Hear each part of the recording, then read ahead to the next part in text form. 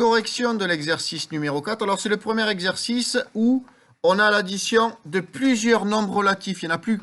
Il n'y en a pas que deux. Là, il y en a plusieurs. Donc, la règle est la suivante. C'est qu'on doit regrouper les positifs avec les positifs et les négatifs avec les négatifs. C'est pour ça que, dans un premier temps, on va prendre le stabilo et on va mettre du stabilo de deux couleurs différentes. Par exemple, le bleu pour les positifs. Donc, dans le A, par exemple, le positif, il n'y a que plus 6. Et le rouge pour les négatifs. Donc, le rouge ou le rose, c'est vous qui décidez. Et ensuite, on doit les regrouper. Donc, on prend le stylo, on met en premier soit les positifs, soit les négatifs. C'est vous qui décidez, il n'y a aucun ordre préconçu. Donc, on va mettre, nous, les négatifs. Moins 4, plus, moins 3. Et plus 6. Donc là, ça y est.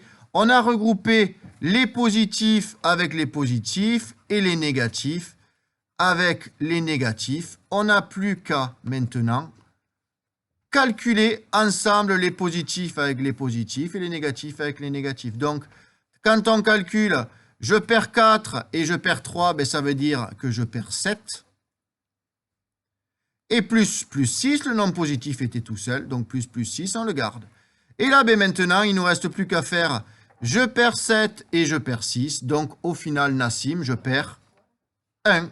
Donc, on a notre résultat, on peut l'encadrer, et on a terminé.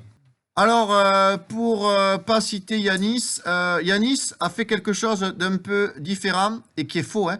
Il a, sur son cahier, il a écrit moins 4 plus moins 3 égale à moins 7. Et après, bon, il avait le plus 6. Et après, bon, il a dit moins 7 plus 6 égale moins 1. Bon, bref, ça, c'est un capharnaüm interdit de faire ça. Vous devez faire les calculs les uns en dessous des autres sans en oublier, en pensant à mettre le A à chaque fois et ne jamais oublier un terme. Bon, on passe au B. Au B, on fait la même chose. On va mettre les négatifs avec les négatifs et les positifs avec les positifs. Donc, les positifs, il n'y en a qu'un. Et les négatifs, il y en a deux. Et là, attention, il y a quelque chose qui est sympa dans le B. Qu'est-ce que c'est? Donc, Ruben et OC m'ont dit la bonne réponse. C'est déjà dans l'ordre. Donc, on est tranquille. Donc, on n'a plus qu'à calculer les négatifs avec les négatifs. Donc, moins 15 plus moins 18. On trouve combien? Moins 133. Donc, parfait, moins 133.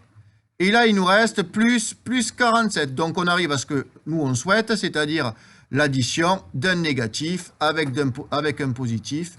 Et on trouve donc combien au final, Yanis? 87. Moins 87. Si. Moins 86. Est-ce que vous êtes d'accord? Visiblement, oui. La réponse doit être juste.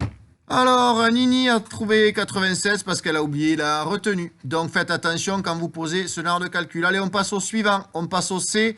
De la même façon, on va mettre en rouge les négatifs et en bleu les positifs. Et donc là, c'est la première fois qu'on a deux positifs ici. Donc, on va devoir les regrouper. On regroupe les positifs avec les positifs. Donc, plus 1,8 plus 3,4 et plus le négatif qui est tout seul.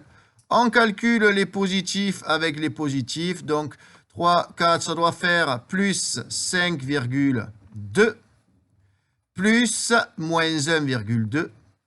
Et donc là, eh bien, il nous reste une addition d'un positif et d'un négatif. Et ça doit faire, le résultat est positif parce que 5,2 est plus grand que 1,2.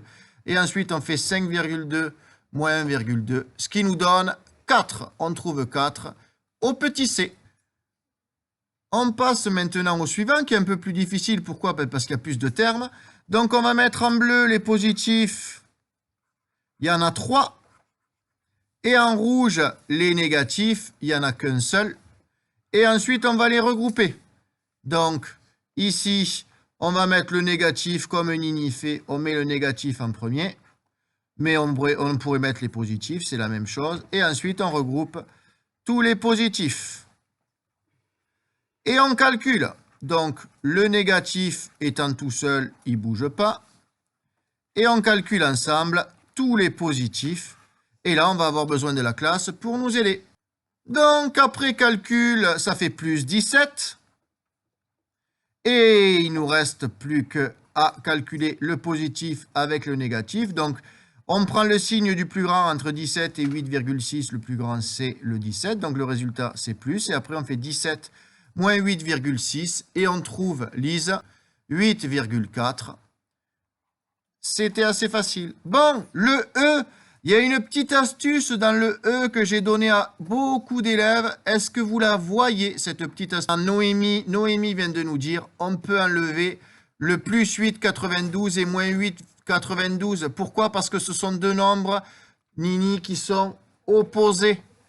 Et donc, ces deux nombres sont opposés, donc si on les additionne, ça fait 0. Alors, on ne répond pas forcément trop à la consigne, on va en dehors de la consigne, mais autant gagner du temps. Et maintenant, on n'a plus qu'à regrouper le positif et le négatif. Il n'y en a qu'un des deux. Donc, on peut de suite calculer. On perd 22, on gagne 12. Donc, le 22 étant plus grand que le 12, on fait le résultat est négatif. Et 22 moins 12, ça fait 10. Et le résultat est terminé. L'exercice également.